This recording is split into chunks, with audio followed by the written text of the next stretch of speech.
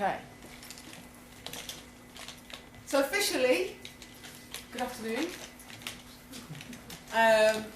And we'll look at this particular topic of strategic management that is going to benefit you guys in your simulation, hopefully, or at least give you some background information about what has gone on before this integration that you're now going to be managing happened. Okay, so this is the agenda, loosely. Don't get scared. It's not too much information.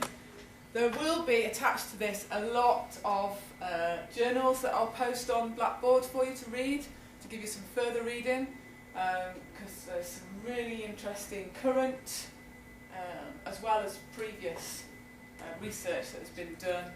Although on the cultural side there is less. There's less research that's done on that, and I'll talk about why that is in a bit. So, what are they? Why do we have them? Well, mergers and acquisitions combine divergent cultures, strategic orientations and practices into a new configuration. It's about bringing all of these aspects together to that will form part of the strategy options expected to transform the company performance. It can cause uncertainty. It detracts from management's attention from the organisation's productive activities, and these are some of the pitfalls that potentially mergers and acquisitions can bring upon organisations, and we'll go into more depth in that again, as I said before. So what steps need to be taken to ensure that these pitfalls can be avoided? So initially we'll go through what a merger and acquisition is, how they differ from joint ventures, etc. I'll give you a case study which is close to my heart, of one which I started to go through until I actually left the industry, and then we'll talk about the processes of integration. So, in today's world, global world, businesses and organisations are altering their models and strategies and entering or leaving, there's pluses and minuses to both, industries to find better ways to use their resources and maximise their capabilities to create value. And value is this thing that we've been looking at with regards to the simulation. And it's all about value creation from this integration that is happening. There are many new ways in which they can be done, and they are the four. New venturing, joint ventures, mergers and acquisitions, but to name a few. So what is internal new venturing?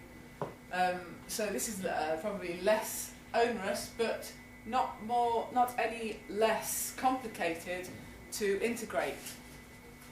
And this comes about in order for an organisation to transfer and leverage their existing competencies to create a set of value chain activities necessary to compete effectively in a new industry. So it's about realigning what they have, their competencies, to address new market requirements for them to then remain competitive. This entails that an organisational structure or restructure, possibly, that the control and the culture will change potentially, and they must be designed to encourage creativity. So there's this, last week we talked about the organisation and its structure and about learning organisations. This is about creating creativity and a place for innovation. And this is where it will be redesigned somewhat to give managers new autonomy over a certain aspect of a new business. So it may be identifying a different area and then giving the autonomy over to a certain particular division, to develop and champion these new products. So it's giving over this autonomy to another section. Compared to joint ventures, which are used by large companies to maintain their momentum and grow their profits by entering new markets. So this is no longer an internal view of the organisation, but an external view whereby they enter new markets through joining with ventures with other organisations. And as it says there, it's across two companies. It's the pooling of their resources and their competencies and their capabilities to establish a new business unit, to produce a new product perhaps. And that will require a new business model that will allow the product to be marketed successfully. So through collaboration, and I'm sure you've talked about this with Glenn, Steele, about collaboration, by sharing their technology or marketing skills to develop an improved product or for example. They'll be able to create more value, again this word value and profit, so it's not just necessarily the profit, the financial gain, but the value to their industry, to their organisation, which they may find in a new industry, or they may then take that idea and go it alone. However, what we're interested in, or what we're going to concentrate more on, is this concept of mergers and acquisitions. I'm really trying that. So, as per your assignment, the simulation, the project, acquisitions occur when one company uses its capital resources such as stock, debt, or cash to purchase another company, and then that company would cease to exist. This, conversely, with a merger, is an agreement between two equals, two companies of equal size perhaps, equal opportunity, that between these two equals pull their operations together and create a new entity. And I'll talk about a case study in which that happened in a minute. So the types of integration that happens as a result of these acquisitions or mergers could be one of these two. And you may want to make some assumption as to what this type of integration is that you'll be going through in your simulation. So that could be either horizontal integration, where it's a single industry strategy, and the process of acquiring or merging with the industry competitors to achieve the competitive advantages. So these people of like-minded people that are brought together that are integrated in a horizontal manner, as opposed to a vertical integration, which they use a new industry to improve their capabilities and their strengths, and to improve their competitive position, but still surrounding themselves with a core model business. So why would anybody merge or acquire another company apart from the reasons that I've stated? Or tell me in simple terms the reasons why I've stated. Why would people merge and acquire? Think about what you're doing. Why are they doing what they're doing? Strengthen themselves. So what, sorry? Strength. Strength. Strength in? Numbers. Value. Assets. Okay. To accrue Portfolio. more assets. Yeah. Okay. Portfolio to grow. Okay, so a larger portfolio. Differentiation in their products that they can offer. Okay. Getting access to a different market, different area, Okay. Yeah, so branching out into new businesses, becoming innovative, become creative. To be able to compete with other competitors in the industry. Yeah, competition.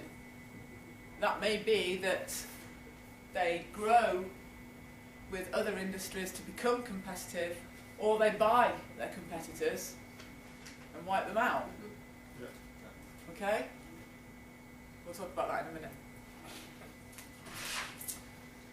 So in the past, mergers and acquisitions was a very different ball game. It was a very different game altogether than it is today in this more globalised economy. In the past, they were used as financial transactions. It was about gaining control. There was less room. There was more room for mistakes to be made. It was not so as hostile as it was now, as in competitive or strategic. There was a less of a strategic slant on the words mergers and acquisitions. The main risk was taking enough cost out of the business to ensure sufficient cash flow for the debt service that they would acquire. So it wasn't necessarily about being overly competitive. It was about growing the business, but it was very different to what it is now, and that was that it is more strategic. By buying an installed customer base as well as new and better distribution channels and geographical markets. So it's not just about localised, it's about this globalisation as well. And buying in and exploiting other people's strengths, if you like. Consolidating business units or industries to increase revenue and share price. And we've mentioned about the globalisation, but in this day and age there is less margin for error, although we'll talk about the result of more mergers and acquisitions and the actual success of it at the end of this presentation. So we're here as a strategic management module to talk about these strategic mergers. So this is the more current thinking, concepts, notions about how to merge in this current climate.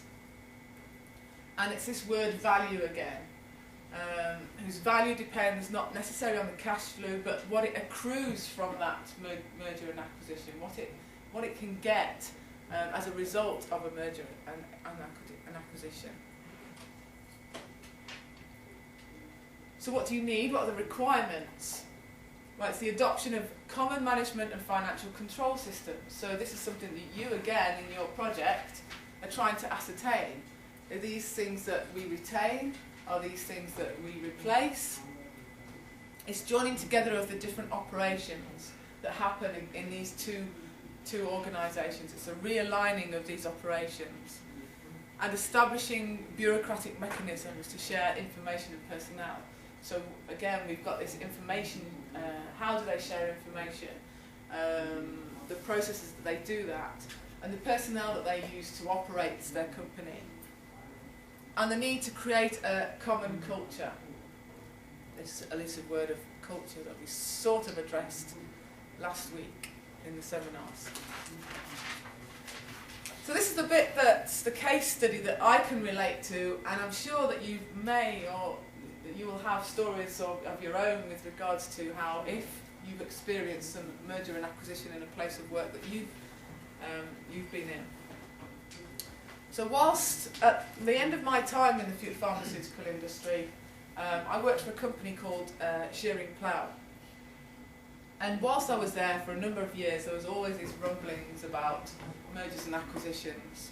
And there's always this almost scared feeling that we were going to be taken over in some way. And just the word being taken over just had implications of a lot of disruption and potential job losses.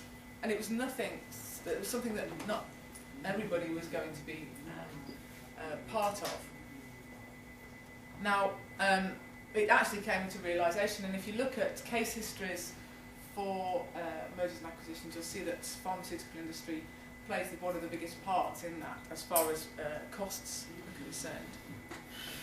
As I said here, the three biggest pharmaceutical mergers, that's Roche, Pfizer, Wyeth, Merck, buying Schering-Plough, accrued big bucks during their mergers. Up to $68 billion was the cost of that one between Pfizer and Wyeth. The change in strategy from the 90s as the pace of new drugs discovery was slowed amid tougher regulatory scrutiny, and revenue has declined as patents expire. So this was the reason for this. Since the 90s, the acceleration for patents for drugs that were established in abundance almost was slowing down. So the development in new drugs was slowing down, and therefore patents were running out sooner. Companies were missing out on revenue because of that, and so they had to find new areas for them to exploit their business. The recession has only increased the urgency of adding these new lines of business to offset the weak core drug businesses that everyone was having, and so that and this need for diversification, such as medical devices to consumer health products. So it no longer remained part of their core business to produce drugs. It was them to develop that business in order to provide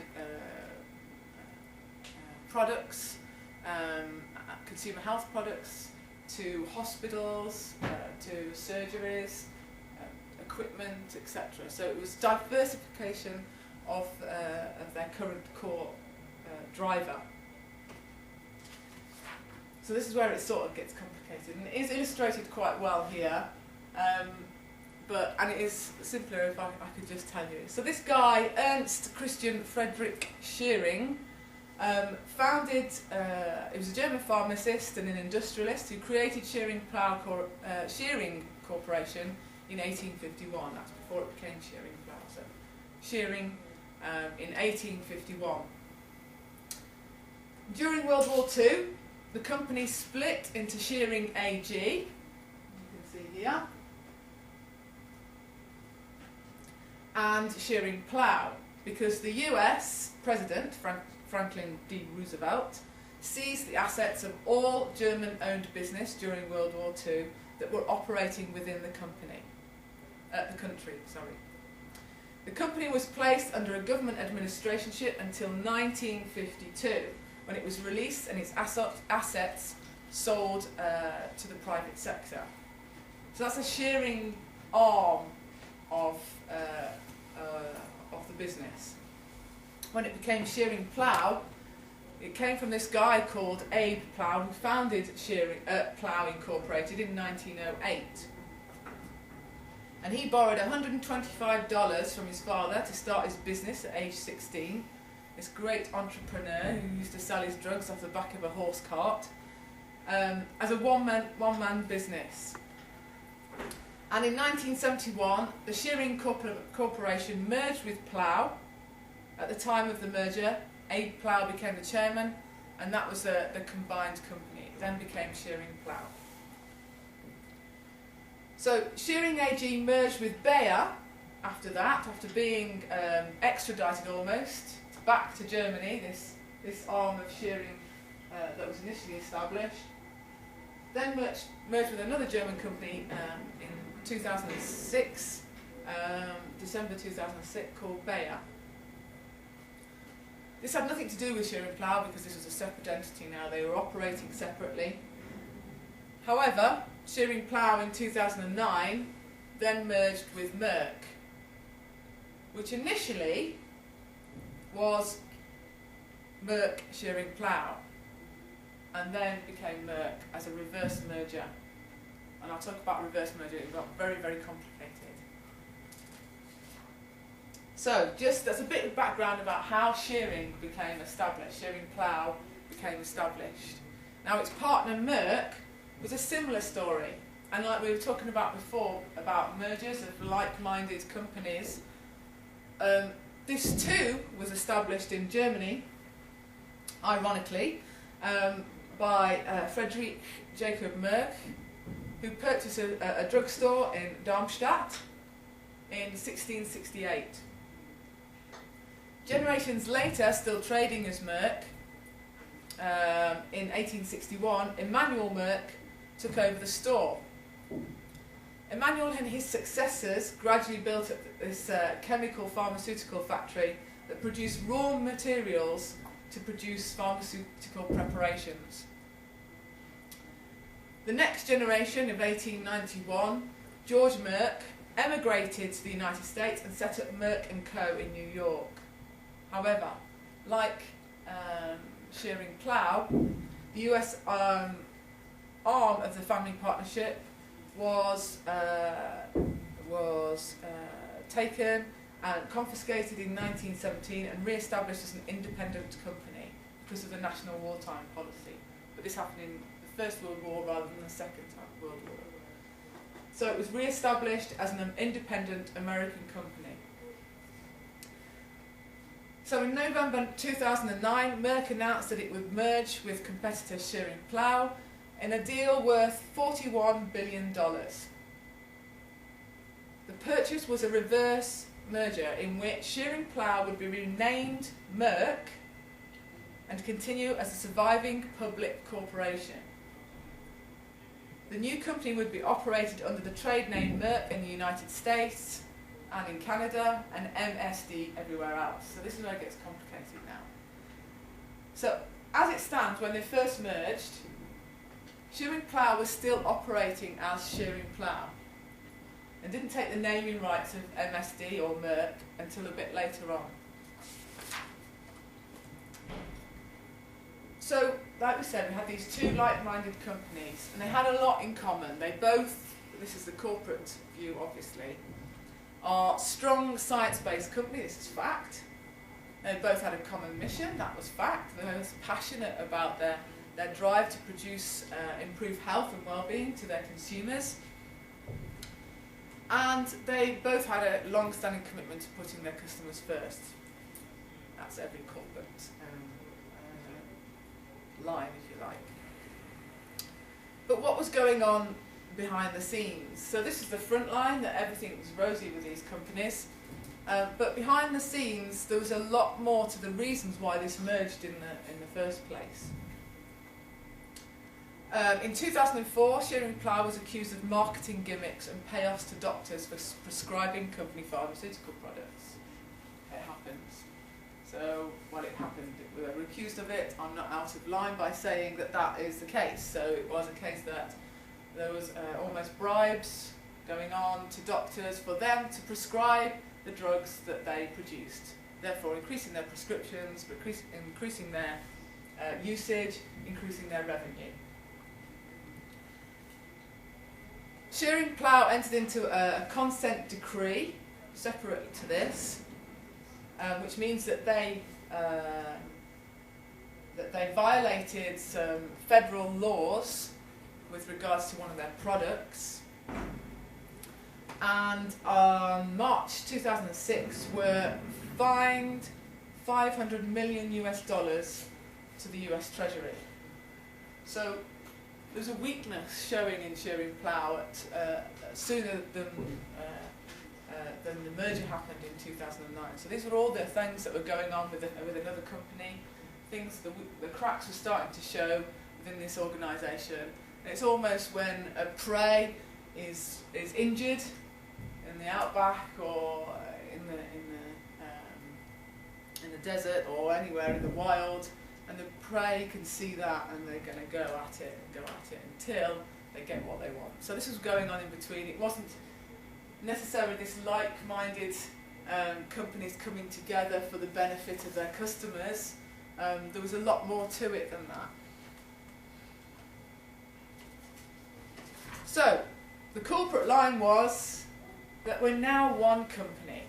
We're stronger, more diverse, we're a global company that not only benefits our company and our shareholders, but our patients and customers who rely on our products and expect us to continue produce exceptional value. So I mentioned before there's a reverse merger, so what does that mean? And based on the knowledge that you have now about this failing company, you'll be able to put this more into context. So this failing or failed public traded company is listed on the stock exchange for another merger with a privately held company. I'm not sure to the extent this was floated on the market as being a potential partner for a merger or a company to be merged with. I don't have those facts, but in a reverse merger, this is the definition of that as what it would happen in the norm. So the privately held company takes over the public stock listings and manages the day-to-day operations of the new business. So it takes it over, it takes over its operations, its personnel, and any responsibilities it has. The reverse mergers in biotechnology are meant to help private companies go public at a time when market conditions have made it virtually impossible for them to pursue conventional initial public offerings. So when that company no longer able to fulfill its public obligations almost, or offerings as it says there, this is when a reverse merger can happen. So Merck's reverse merger strategy initially meant that this ownership of Plough would not change hands, or at least on paper anyway. So this initial merger strategy. So in the newly combined Merck company, old Merck was merged to become a subsidiary of Schering-Plough. So at this point it looks like Schering-Plough were the holding company and that Merck were the subsidiary, technically, with no change to Schering-Plough, which is the CAO. However, once the deal was made, the Schering-Plough COE stepped down and Merck's CEO took over. Are you all with me? Are you following this? It's a bit of a jigsaw. And quietly changed Schering-Plough's name to Merck and Company Incorporated. And then Merck, as it stood, had its own identity as Merck Limited in the US and Canada, and MSD outside of that, which is Merck, Sharp and Dohme Incorporated. So why did they have to do it that way? Well, Schering-Plough and Johnson & Johnson shared the rights to this big arthritic drug and this new arthritic therapy that was emerging in the company, in the marketplace. And they had rights over this, the patent, and they were reluctant to give that over. Or they had contractual obligations to Johnson & Johnson in order to continue with the share of that right. Schering-Plough owned most of the drug's right, and J&J owned the domestic rights only, the US rights. However, under change of control clauses in the company's partnership agreement, it meant that J&J had the opportunity to acquire the full rights because Schering-Plough had gone against their initial contractual arrangements, and that by merging with Merck, that implied a change of control. And as a result, if that happened, then they would lose the rights to this blockbusting drug. Okay? So that's why initially Merck went under the umbrella of Schering-Plough in order so this change of control didn't have much impact on their business. However, as you can see here, Remicade, the drug, generated a considerable percentage of their revenue.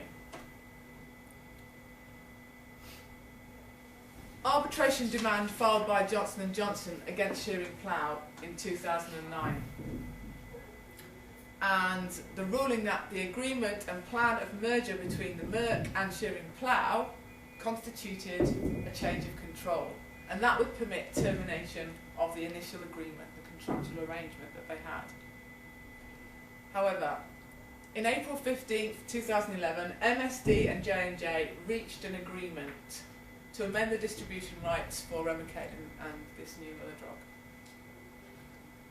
To relinquish exclusive market rights for Remicade and Simponi to J&J's Janssen Pharmaceutical companies, selected territories effective of July the 1st, 2011. So in order for them to still maintain some of their rights to this drug, they had to relinquish some of the opportunities that they'd had in the existing arrangement. And this is what it meant. This retention, this thing that you're looking at, retention as part of your simulation. This is what they retained. They retained these territories in Europe, but had to relinquish these. Okay?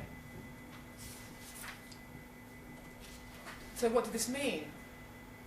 The retained territories represent approximately 70% of Merck's 2010 revenue of approximately 2.8 billion from Remicade and Simponi, while the relinquished territories represent approximately 30% of that 2.8 billion.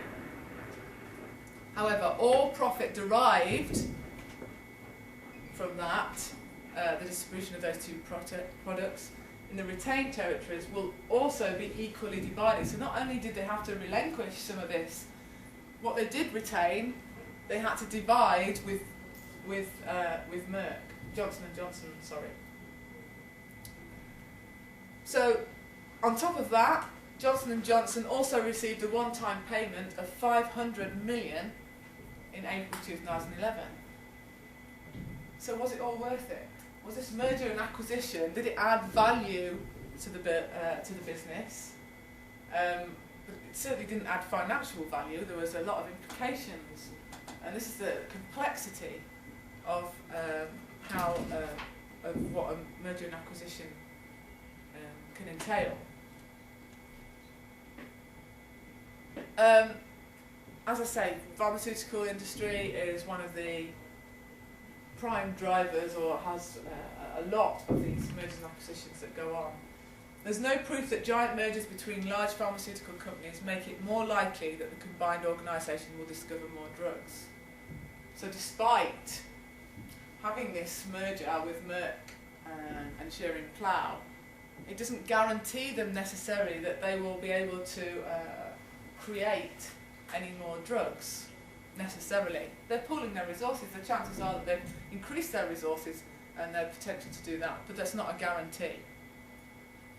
Pfizer is supposedly a merger expert. They've merged with everybody, and they're a huge company. And it managed to run into trouble in spite of years' experience in meshing cultures and companies together. So despite their experience, which is something that we try, or organisations try to instill, when a merger and acquisition happens, this experience goes apparently a lot towards making it a more successful merger and acquisition. Merck had to cut about 15,000 jobs, find $3.5 billion in annual cost savings, and still have its worried staff fill up its drugs pipeline. So it still had to get their people to innovate and try to create other ventures for them within the drugs, the drugs industry. So what was the reasons for distribution rights with J&J not working initially? The expected synergies from these two mergers were not realised, or at least not within the expected time periods. The impact on the pharmaceutical industry, regulation and healthcare regulations was another reason for that. As you know, Barack Obama was trying to change the US system as well to be more in line with ours as the NHS. Disruption from the merger making it more difficult to maintain business and operational relationships. Because of this difficulties that they kept running into, the relatively smooth operation of this merger and acquisition was made more complex as they went on. They weren't able to predict the future market conditions, and it was dependent on the effectiveness of and retention of the patents they had with their existing portfolio. There was also technological advances and patents attained by competitors, potential exposure to litigation or regulatory actions, the industry conditions. These are sole considerations that are not just indicative of the pharmaceutical industry, but can be transferred to other industries as well. Economic factors, regulatory approvals, and if it's an industry that is regulated heavily, such as the pharmaceutical industry or the construction industry, these are considerations. Governmental laws, trends towards healthcare costs, and that's what I said about Barack Obama. So, this is what I like to, the analogy I like to make when we talk about bringing these two companies together. So leaving Schering-Plough and MSD to fight their own battles in the future, and I'm sure they're doing very successfully now. Oh, the MSD, Merck certainly is. That's just to show you an example of the complexities and the considerations that need to be made, not only contractually, but culturally and organisationally when implementing something as drastic, if you like, as a merger and acquisition.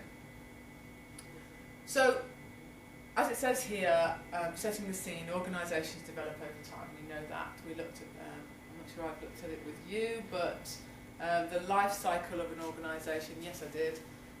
The changes that happen as an evolutionary process as organisations grow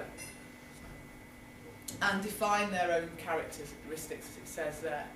So each organisation carries its own corporate DNA with its own unique genetic code, just like Schering-Plough did, and just like MSD did. They require a decoding of their DNA in order for them to realign their resources and capabilities. So it needs some genetic engineering to re-establish this new entity, if you like.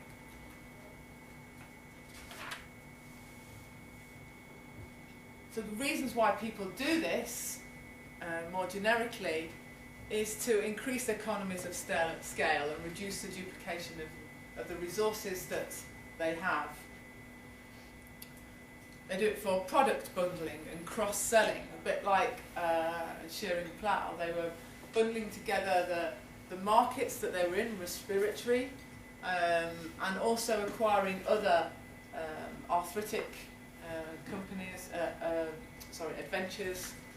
ventures as well.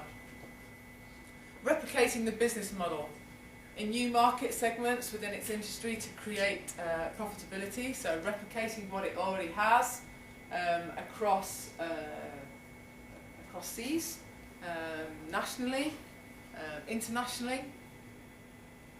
Reducing industry rivalry, what we're talking about here. They do that to buy out the competitors, to wipe them out of the market, and therefore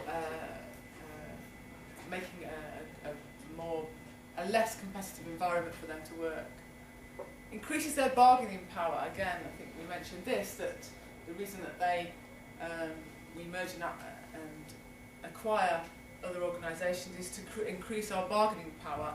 Our size will dictate the amount of resources that we need, therefore the prices that we get them at will be reduced because of the extent to which we buy these products. And this is the process in which the mergers and acquisitions will go through.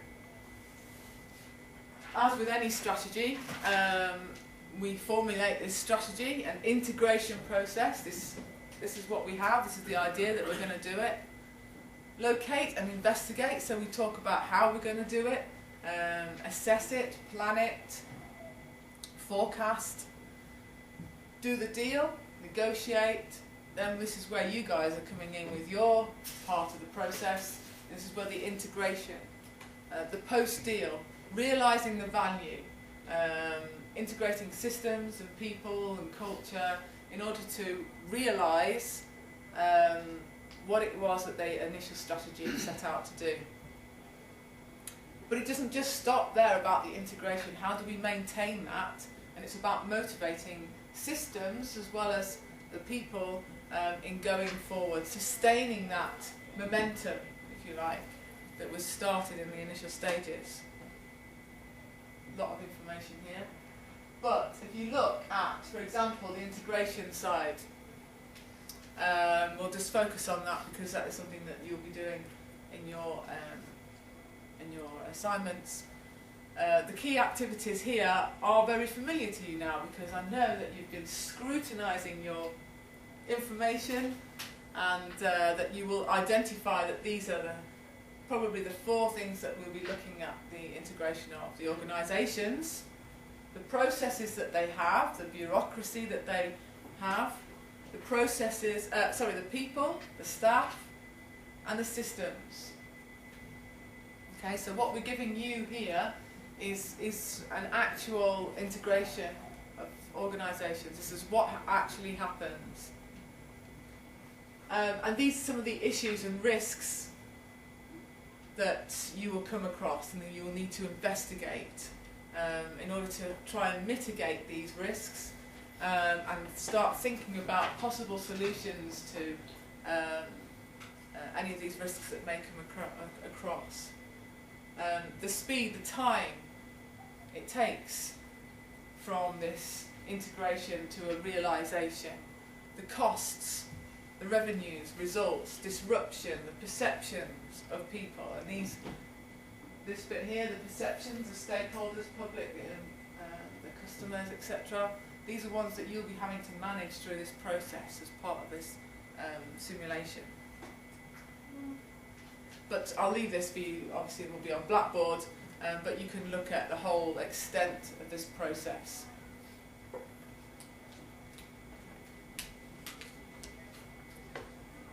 I'm going to keep going because, as I said before, I have an hour and a half recording, so we'll finish a little bit earlier rather than having a break. Is that okay?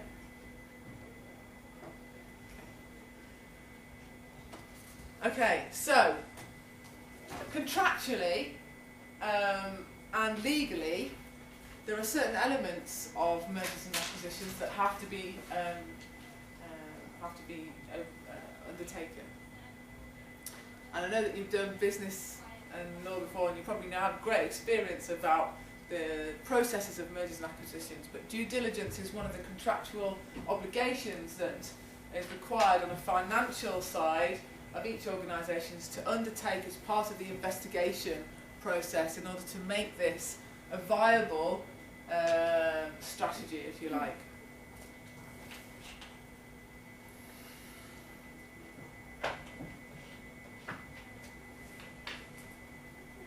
So the ownership, the emphasis, I should say, is on each organisation to perform this this strategy called a due diligence. And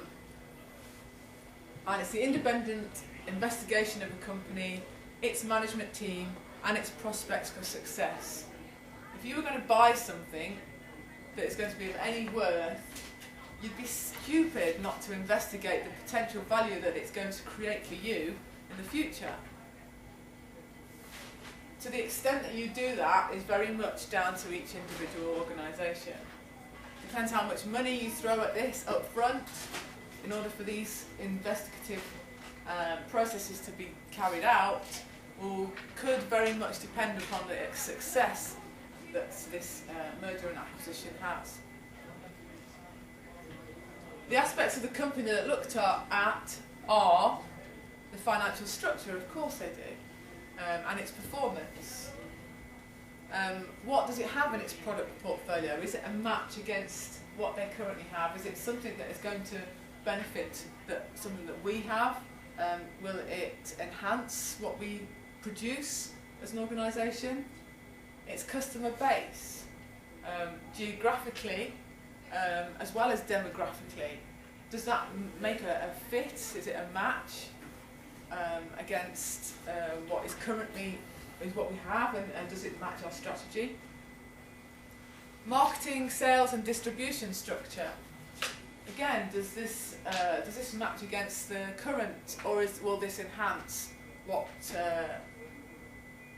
or meet up the expectations of the organisation? Its investment and current research and development strategies. In the pharmaceutical industry, this is key to the value that is added to another pharmaceutical industry. The management of personnel, it's about identifying who the key players are, their capabilities, and whether, like your companies, they will be have a fit within your organisation, or whether their jobs need to be relinquished. Also the legal matters. Is there any legal entities or any legalities that are attached to the organisation that you should know about? Like Schering-Plough, had troubles with the FDA. They had fines against people they were accused. And does this impact on the culture that you're trying to exploit? So the recipe, what does a successful acquisition look like? Friendly. Okay. Yet to see a really friendly acquisition. This is where there's an acceptance of takeover. These are the different levels, I would imagine. However, the acceptance of a takeover will allow for a smoother, less costly business venture, because obviously the cost involved in a less friendly acquisition could entail payoffs as merger of acquisitions, the merger of Schering-Plough and MSD. There's this Johnson & Johnson payoff that needed to happen. Complementary assets, rather than having competing assets, it gives greater synergy. Whilst if they have similar assets within both organisations, there's a greater synergy because there's a greater understanding about what it's all about. There's no coming to terms with these competing or conflicting assets of the company. Careful checks in advance of acquisition. This is this due diligence. And there's another arm to this that we'll talk about in a minute, which is not a legal obligation, but again is something that is a consequence of having this careful check. Making sure that there are no real surprises when everything happens, and ensuring it's like buying a house. You wouldn't do that without having a surveyor go along and check that there's no rot or damp or failings in the foundations. It's being conscientious about what it is that you're going to purchase, basically. Sufficient access to low-cost finance. Does the acquired company have high financial debts or are funded by high-cost debt vehicle? Have you bitten off more than you can chew? Is this one of the surprises that could potentially come up? Conservative benefit assessment. Not to be unduly optimistic about the cost effectiveness of the purchase that you're going to make. It's very easy to become over optimistic and enthusiastic when increasing the capacity of your business and overseeing certain elements that will come back and bite you on the bum when you actually start working through the process. Past successful record on acquisitions. Now, that's not always the case. As we've established with Pfizer, they had a whole history of acquisitions behind them, and yet they've still failed to do this successfully every single time. However, statistically, it does say that it improves. It's a greater likelihood of success if this happens. So the other side of this financial due diligence or organisational due diligence is the less researched or less implemented cultural due diligence.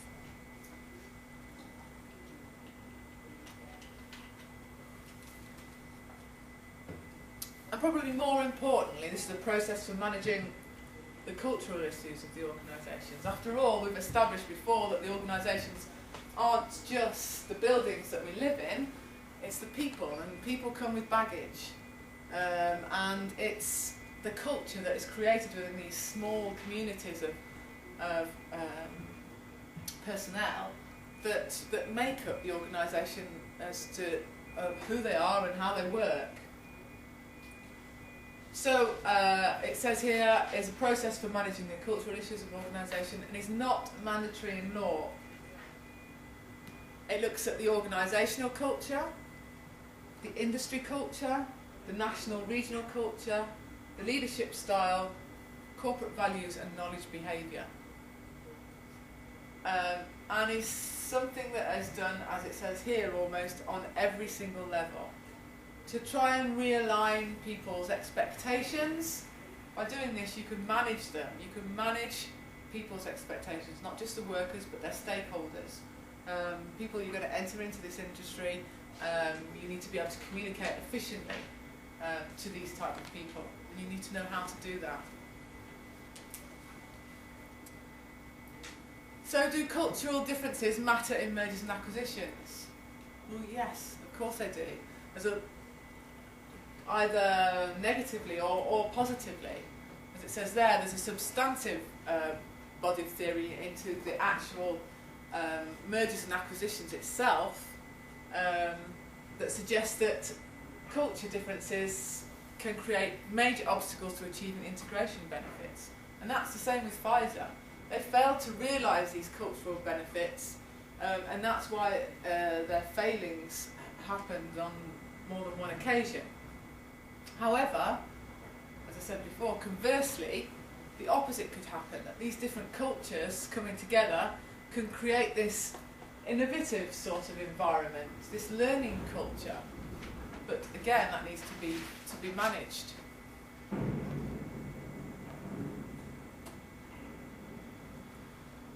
So this word acculturation in acquisitions, it's a good word, I like it, acculturation. Its definition is the outcome of a cooperative process whereby the beliefs, assumptions and values of two previously independent workforces form a jointly determined culture. It's this intangible aspect of a merger and acquisition. It's not the tangible assets, the finances, the structures, the processes, the systems. It's what actually makes it the je ne sais quoi, the sort of the glue that brings all this together, and is something quite difficult to manage, especially in such complex environments.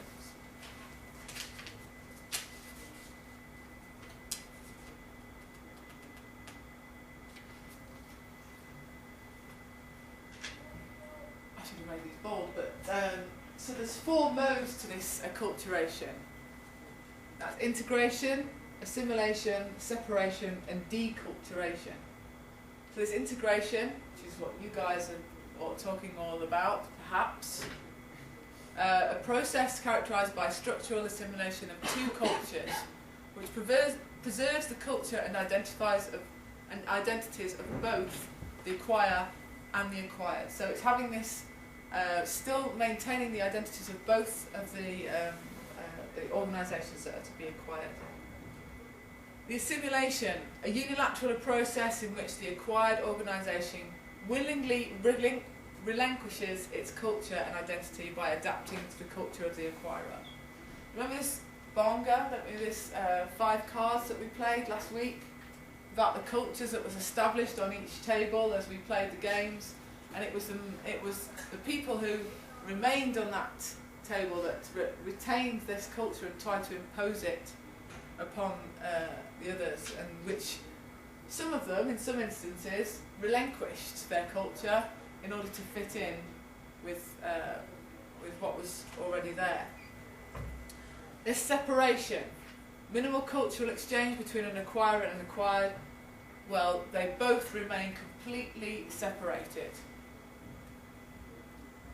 And ultimately this deculturation, in which the acquired organisation disintegrates as a cultural entity but refuses to be assimilated into the culture of the acquirer. So there's almost this resistance. So what you could possibly identify, possibly from different stakeholders, I would imagine, during your simulation, is to what mode of acculturation these people fit within. And it is down to this cultural clash, is what it's termed as. And I mentioned a book last week, When Cultures Collide. It's a really good book, and I do recommend that you read that if it's an area that you're interested in. So, a culture clash results in lower commitment and cooperation among acquired. This just emphasises the importance of realising these different cultures and how to manage them effectively. Results in a lower commitment and cooperation among acquired employees. People lose motivation. They have little interest in buying into whatever it is that's being sold by the company, not literally. A greater turnover amongst acquired managers. The reason for that is because people lose interest in what the managers will say have to offer,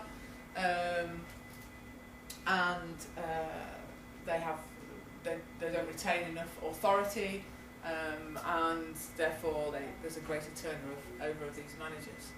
A decline in shareholder value at the buying firm, a deterioration in operating performance at the acquired firm, again down to motivation. So the ability to integrate organisational culture is more important to merger success than the financial or strategic implementation of these factors.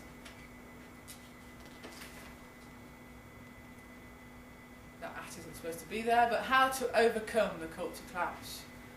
These two guys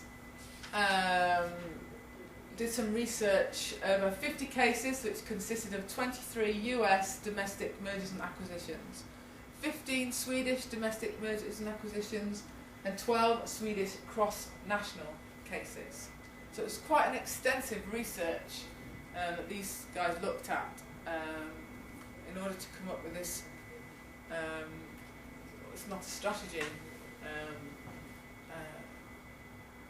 Results of how culture plays the interface between the culture and the merger itself.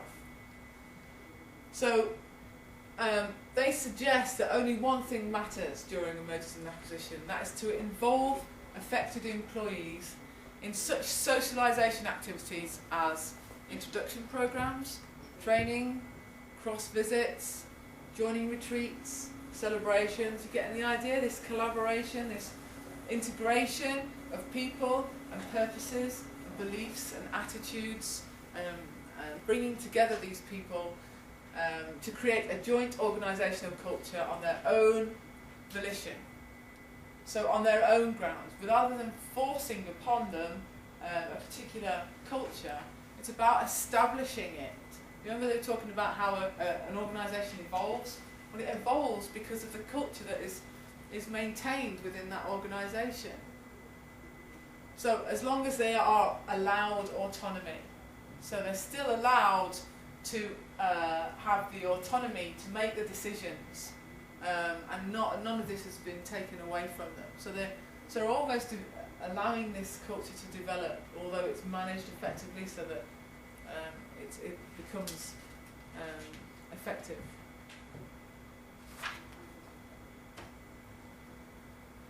Merger and acquisition failures. The majority of these do not create value, and I think Schering-Plough and Merck are testament to the value that is created by a merger and acquisition. In fact, 700 large acquisitions, and do not create value, and many actually reduce value. 30% increase out of 700 large acquisitions, 30% increased profitability, 31 reduced, and 39% didn't have any impact. So why do it? Why do we continue to pursue this mergers and acquisitions? The concept, the strategy is good, it works on paper. And I think what it is behind all of this is this cultural integration that does not allow these mergers and acquisitions to work effectively. So these are the reasons why they fail, because expectations are unrealistic, and these expectations are unrealistic because the information that they've gathered as part of the procedure, as part of the exercise of establishing who they're getting into bed with, who they're marrying, has fallen down because enough money hasn't been spent up front to ascertain the goals. Hastily constructed strategy, poor planning, unskilled execution, failure, inability to unify behind a single macro message, all singing from the same hot song sheet. Talent is lost or mismanaged because of disruption. A lot of people don't like that, and therefore they go and find jobs elsewhere. We've all been in that situation when there's an upheaval. I think, right, everyone jumps ship, everyone goes elsewhere, and that's where talent could be lost if mismanaged. Power and politics are the driving forces rather than the productive objectives, and these power and politics again are the less tangible aspects of the organisation. It requires an impossible degree of synergy. Impossible? If it was impossible, we wouldn't do it, but I suppose it requires an adequate degree of the synergy to make an organisation work. I don't know quite what the word is, but I don't think it's impossible. Culture clashes between the two entities go unchecked. Transition management fails. That's the integration aspect of it. The underestimation of transition costs, financial drain, defensive motivation, and focus of executive is distracted from the core businesses. So whilst all this disruption is going on around people, these aspects are lost or not given enough attention. Perhaps of these culture clashes, gaps or incompatibility and losses of key talent are cited as being the main reasons for mergers and acquisition failures. Although these are intertwined with the other reasons that I mentioned before. But conversely, again, if you just flipped what I've said on its head, you could almost come up with this list here. And this just shows you a tick list of areas that need to be covered in order for a potential successful merger or acquisition. And that will go down to how well it's led. If the strategy that has been implemented has been well thought out. This issue of due diligence, cultural due diligence, a well-managed mergers and acquisition team. This could be somebody like in a change scenario where you get in a guy or a external influence that has an overview of the company, such as a change agent or an integration manager. There are such people. Successful learning from previous experiences. Again, this will obviously go towards it. It's about a learning process. What did we do wrong before? How can we learn from that? However, with the complexities that are surrounded mergers and acquisitions, no merger and acquisition is the same, so there's always something to be learned. Planning for combination and solidification steps completed early, so as to as it says there, consolidate any strategies or any issues that may arise and therefore be able to communicate what is actually going to happen as soon as possible. Retaining your key talent, identifying who these people are, you have to do that in your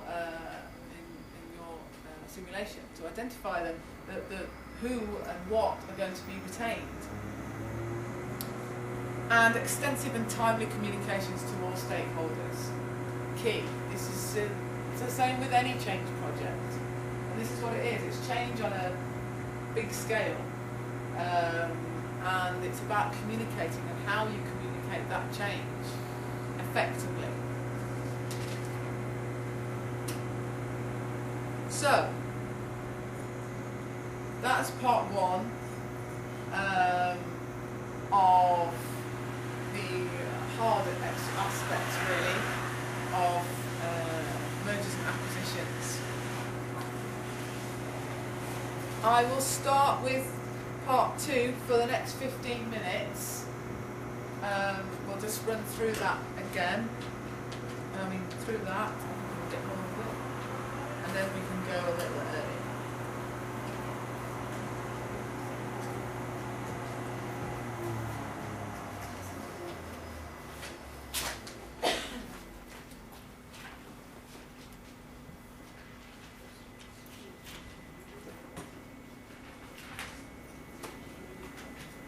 Okay, so we'll start on a broad scale.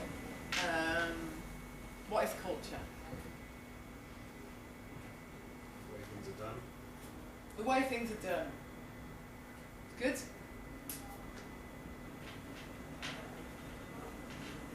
Come on, you all have an opinion about what culture is, surely. Well, it's something you have learned, something you are grown with, Okay? You do know why you do. customs, etc. Customs, yeah. Beliefs, Beliefs. yeah. Okay? Anything else? Just added it close to me. I said, culture is something you do, and you don't know why you do it. Something what you do and you don't know why you do it. Got a great example of that later. Under some definition, it's happened through generations. Robert Okay, so it could be generational. said, yeah. Okay? So that is the concept of time and culture. Yeah? Anything else? It's not really embedded in the organisation, so when we find that people who want to work within an organisation have got certain culture, certain way of doing things. Okay. It might be sort of come down from above, so it might be as an assessment, like a directive or Okay. But nobody actually knows where it comes from. Okay?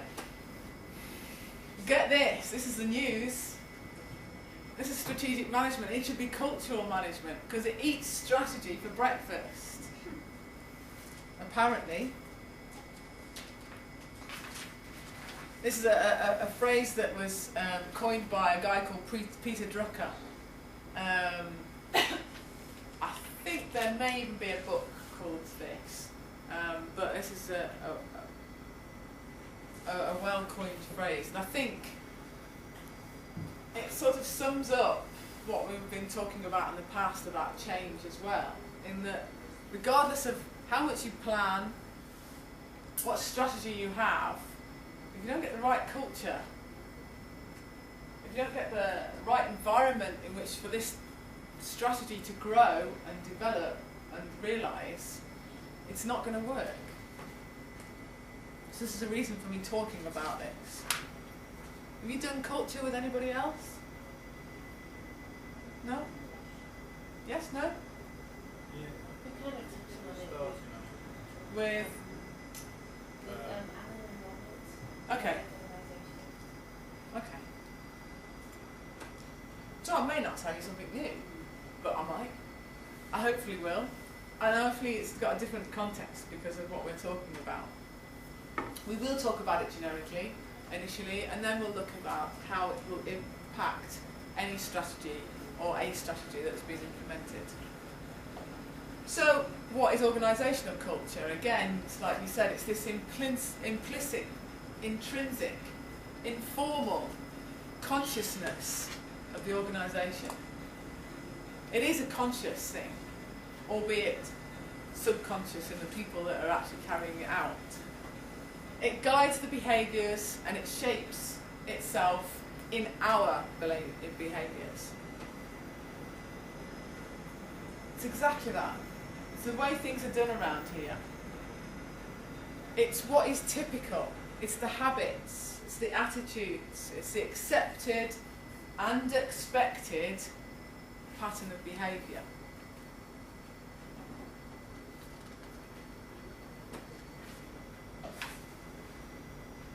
It's the collective programming. It's interesting. It's almost as if we're cloning people in a situation. This programming of the mind, this chip that we implant in all of you guys when you come here to give you, populate all this information onto. The collective programming of the mind that distinguishes the members of one group or category of people with another is how you could simplistically look at it. So this is what it looks like. Have you seen this model before, the cultural iceberg? This is basically what culture manifests, or the way in which culture manifests itself in any organisation. So they call it the cultural iceberg because you can see here, you can see the waterline. And as you know, you can only see 10% of an iceberg. And the same with an organisation. The culture within an organisation, you can only see 10% of that is being displayed as a behaviour. It's what you can see, it's the cultural stereotypes, it's the way that you act. Below that, what operates the system, this culture, is the systems and operations that will determine the behaviour and attitudes of people. But it's the deep water level that is the hardest bit to manage. And that's the values, the political influences, the socio-economic frameworks that have been apparent within an organisation from its birth. What has developed this? Now, Schering-Plough and Merck both came from similar cultures. They both came from these entrepreneurial guys who have driven a company up through the ranks and therefore had similar sort of beliefs that's still inherent within the company, even a massive corporation. It gets dissipated slightly as the company grows, but there's still this underlying belief. Has anyone worked in two separate entities or two separate corporations where one is a huge organisation such as a public NHS or something and worked for a very small family orientated organisation? Yeah? Can you see the difference in cultures? Where did you prefer to work? In the larger one. Why? Better organised. It was going somewhere, whereas the smaller one wasn't a particularly big company. It was perhaps a bad example. Well, no. I mean, it can work on both ways because it could be more insular. A small family business could be more insular. It's not outward looking because it's closer knit. The culture is so inherent within that there's a reluctance almost to take that any further. Where there's a company that has already grown, it depends how you could see but the positives and the negatives of both. Yeah, of course you could. Advantages in some areas to it, isn't there? But as a person working in those organisations, the environment, this is almost, as I say, the family. I've worked in both. One of the companies that I worked for was family orientated. It's very small, run by the brother and sister who were in their 90s and going completely balmy. But they had this passion for the people that worked with them. So everybody was like a family member, and it almost instilled you to work for them rather than work for the benefit of the organisation. So depending on the type of person you are, I would imagine that you felt almost valued as a member of the family within that. And the rewards were small but meaningful. Whereas a large corporation, there is almost a divisional family. The culture is still inherent from the top, and the benefits are financially rewarding, and depending on your motivation, could be seen as like motivating your career forward rather than remaining safe in this environment, almost. And then there's organisations I've worked for overseas, Japanese organisations, who have their own culture. I worked for a company when I went into their meetings, and the head guy from Japan was over, we all had to know what colour suit he was wearing, because we couldn't wear anything darker than what he was wearing. So that was their culture for discipline and structure and process was all down through the company. Although the people who were in this country running the programme still had to maintain this culture from abroad, because when they were over here they had to see that the systems and everything was running smoothly and efficiently in that way. Did you have an example? I found out while working with the big organizations that they, despite having the big underlying culture, because the organizations are segmented, there are subcultures within the bigger one that are peculiar to, say, a certain kind of department that seem different to other cultures from other departments. So we could actually have hierarchies of cultures. Driven by power and politics. Exactly. Of the organisation, which is the underlying. We have it here in the university. Every large organisation, every department has their own culture. Project management team in our own little room there, we have our own little culture, and it's quite uncomfortable if anyone tries to come into the culture and try and it's difficult to try and accommodate. When the project management team started, it was me and Alan and another guy called Ian Murdoch, and then Ian left, Claudia came along, and I was like, okay, I had to come and sit in my office with me and Ian. Don't know if I like it, but we'll see how we get on. And then he sort of came into the culture. He brought his own bit of culture to the table, and it started to work a bit more. There was a bit more synergy, and then we moved, or physically moved, to our offices now. And Ian left, and Robert came, and that was a whole new world. And we're still coming to terms with Robert's culture. And then Alex came along. So we've grown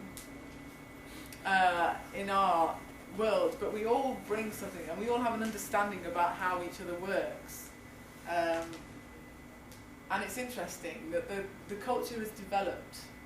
It's still there, the principles are still there, the way that we work, our philosophy, which has been born from people like Alan and Ian, who initially born this programme. So the principles are still there, and we still work by that. It's evolving though. Responsibilities are changing, and it's evolving. So this is the cultural iceberg model, that this display of what you can see, underpinned by this cultural bedrock where you won't exactly know what's happened or where it's come from.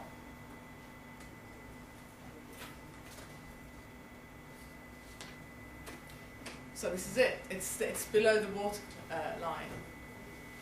There's the organisational culture and the project culture. That's what you were saying. There's different divisions almost. And then there's the culture of the organisations.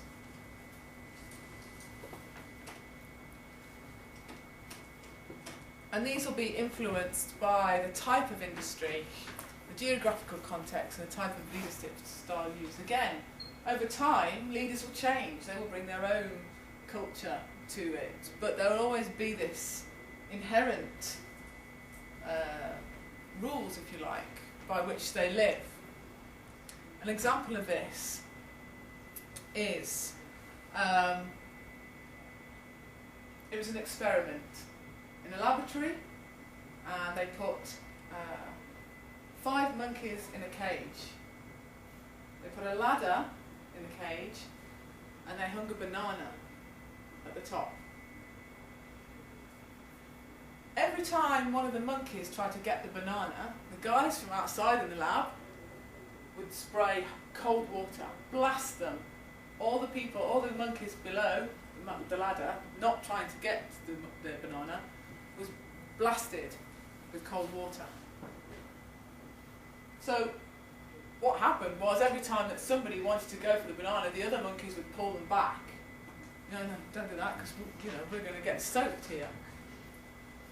So that was what happened. That was just, they knew that was what was going to happen. So that's what, nobody went for the banana. So one day they changed. They took one of the monkeys out and they put a new monkey in. A bit like our office, really. And this monkey saw the banana. And what did he do? He goes for the banana. And the other monkeys jumped at him. Don't go for the banana. Okay. So they took another monkey out. They put a new monkey in. What did happen? They went for the banana. The other monkeys stopped them. And this went on until all the original monkeys had been replaced. And yet, nobody went for the banana. Because nobody actually knew why they didn't go for the banana, because they never experienced this cold water being blown onto them that initially happened. They just didn't do it, because that's just what they did. Nobody goes for the banana. It's just inherent in a situation. It's the unseen. It's this cultural bedrock, almost.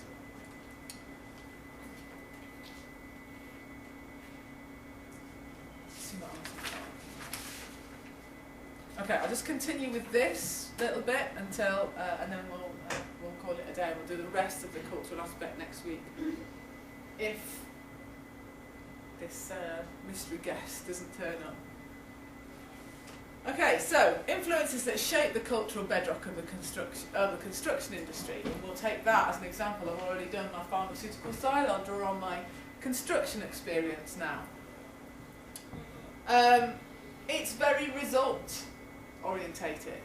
It's very pragmatic. It comprises of loosely organised firms. These people that are part of this process, that are fragmented all across the industry, that come together to perform and bring this project into realisation. The use of a contract system that involves a series of subcontractors. Again, it's the reliance of pulling these people together, the right people, under one contract to realise this project. It's transient. Once these projects have happened, people disperse, may never work together again, and it's very bespoke. So these are the things that shape the industry and the way that people behave within the construction industry, and this is the reason why collaboration, for example, is one of the hardest things for the industry to come to terms with, because it is very bespoke, because it's very transient, because it's very fragmented. All these key words that you'll constantly hear when you talk about the construction industry. So that's what shapes the bedrock, that's what influences the way in which people behave within the construction industry. And this, as I said before, the cultural bedrock, have you seen this one? The cultural onion? Oh, there's loads of them. There's bedrock, there's the iceberg, there's the onion, I'm sure there's something else that you can, if anything's got layers, then you can relate it to culture. And it works on the same principles. These basic assumptions, the implicit core of the onion, which is not necessarily seen. And you peel back all of these layers from the more tangible aspects of the organisation, you get down to the roots, down to the core of why it operates the way it does.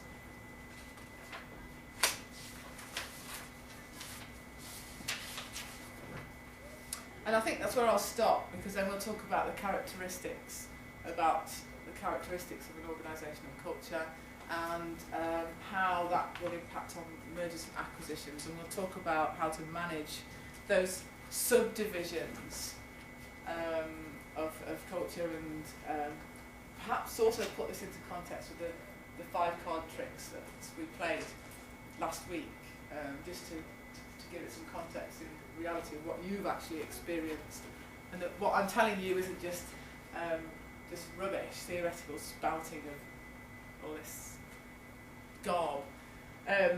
So we'll stop it there, and I'll see you in the seminars. Okay.